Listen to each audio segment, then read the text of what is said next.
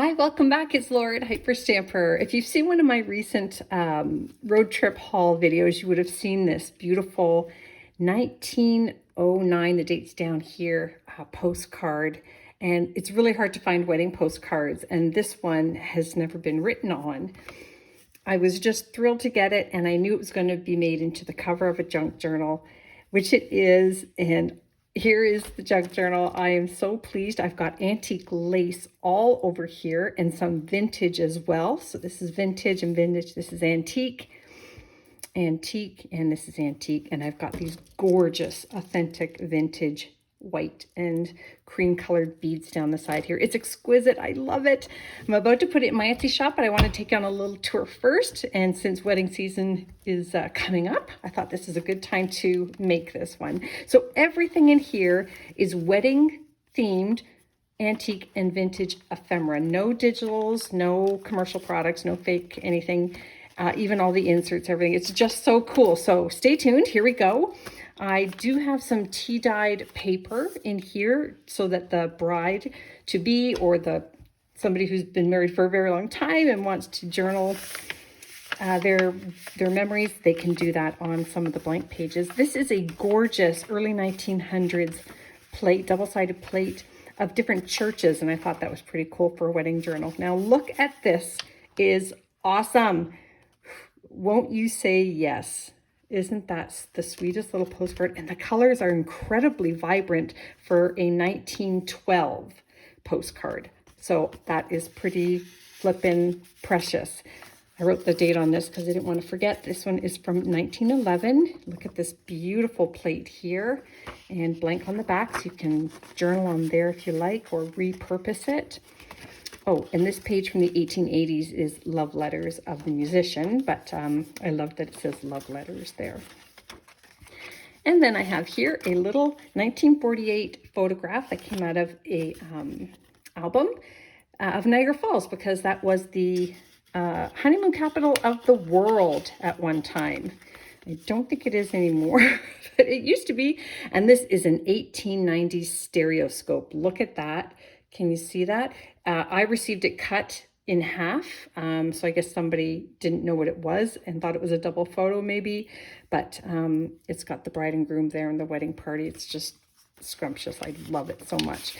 And then we have this vintage 55-year-old piece out of a Wildflowers of North America, or Trees of America book. And those are the magnolias, which we see a lot of in bridal bouquets. And then the title up here is A Proposal, and that is from the early 1900s as well.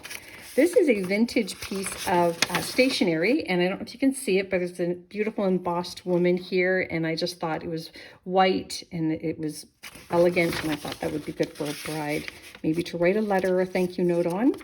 And then this is a poem that came out of a very old newspaper, and I honestly forget how old, but I think it was the 40s, because I have some 1940s war papers.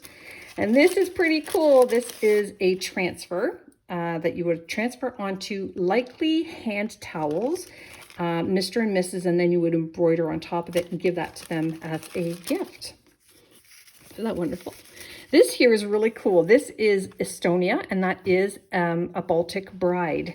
Isn't that beautiful? And that plate came from the early 1900s. I just think it's lovely.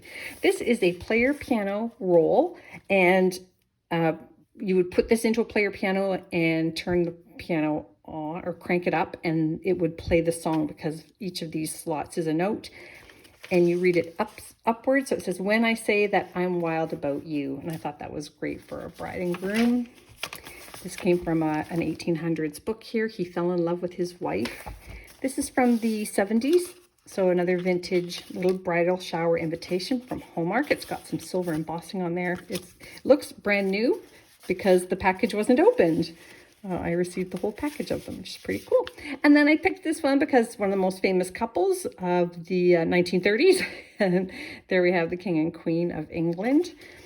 And that is a Canadian stamp. And then the wedding day, another antique book. It's like I used about 15 different books here for wedding ephemera. This here is a great little piece, how to make treasure chests and gifts for the bride and groom. So little sort of, you know, little chest to put your special things in preparing for your wedding. That's just a blank recipe card, and I thought that would be a good place to journal. This is just a doily here. And this came from a 1902 Currier and Ives book. It's the cover of it, and I just love the Baroque design on there, so you can journal on the back of there as well. I just thought it was nice and fancy. This came from the early 1900s, Noted Maids of Honor. Look at that. I love it. And then I made this pocket here, and this is from the 1800s, mid-1800s, the Ladies Letter Writer. And this would be how to write a letter to your friend of her intended marriage and engaging her as a bridesmaid.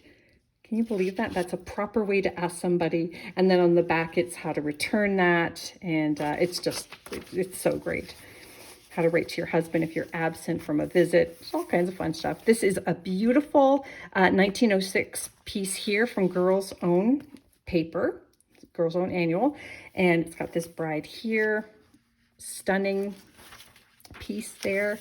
And then here is just a really great place picture. It's a rose garden. I thought that with the arch there, it looked like some place that somebody might get married. And then, of course, red roses symbolize love.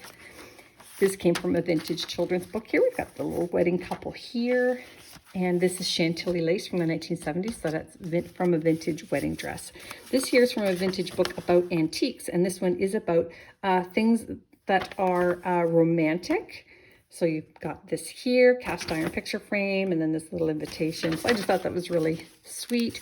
But look at this. This is a Valentine's card from the 1930s. And it says, I'm yours for the 40s. I'm yours for the balance of my life. And he swivels back and forth. I just thought that was awesome. So that was pretty cute. And then this here is from 1950s, a paper doll kit that I have. And somebody has already cut them out and played with it muchly. But it looked kind of like this beautiful white suit with the yellow cape. It would be maybe the outfit that the bride would wear after the end of the wedding reception, and then it's called their going away outfit. And I don't know if they still do that. I haven't seen a bride do that, but that's what they used to do. This is a great page, The Hunchback of Notre Dame from the early 1900s. And we've got the marriage of Quasimodo there. And then this is just two lovebirds, so I had to have them in there too. Got to have birds, right? And these here, these eyes and clasps, I put in because that was very much how they used to do wedding dresses, and they would put very fancy buttons on there, and it would take them like 3 people to get them into their wedding dress. But that is from the early 1900s. That's a really precious piece there.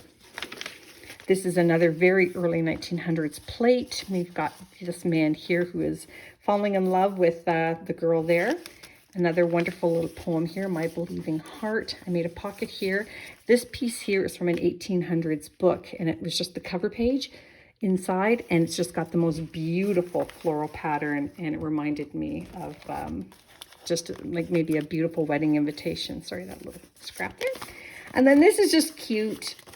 It's a little love note from high school boy Josh to maybe Nina. And how much he loves her. And I just thought that was pretty cute. So that belongs in there. Little cluster here. This is cool. This is from the early 1800s. And there is a little poem here about the bride. And this paper is so thin. It's like tissue. It's very, very precious. And then I just found this here in a very old newspaper from the 50s that you could order away for these little trinkets here with the little... You put the 2 names, the year, and then there's a little key. That's adorable.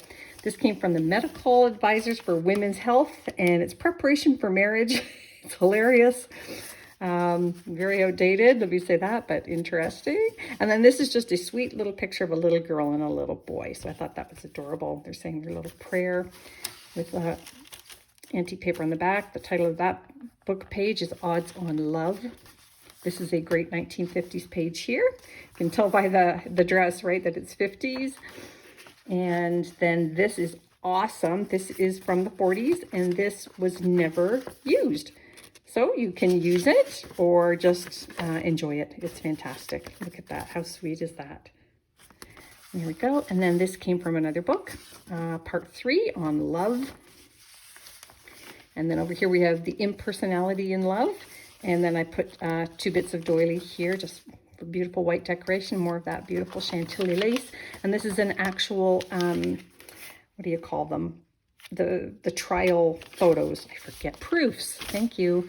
And this is from the 50s. And then the bride here has written how many photographs she wanted. She wanted 4 of this one picture, and there's the people that she wanted pictures for. I love that. That's from Buffalo.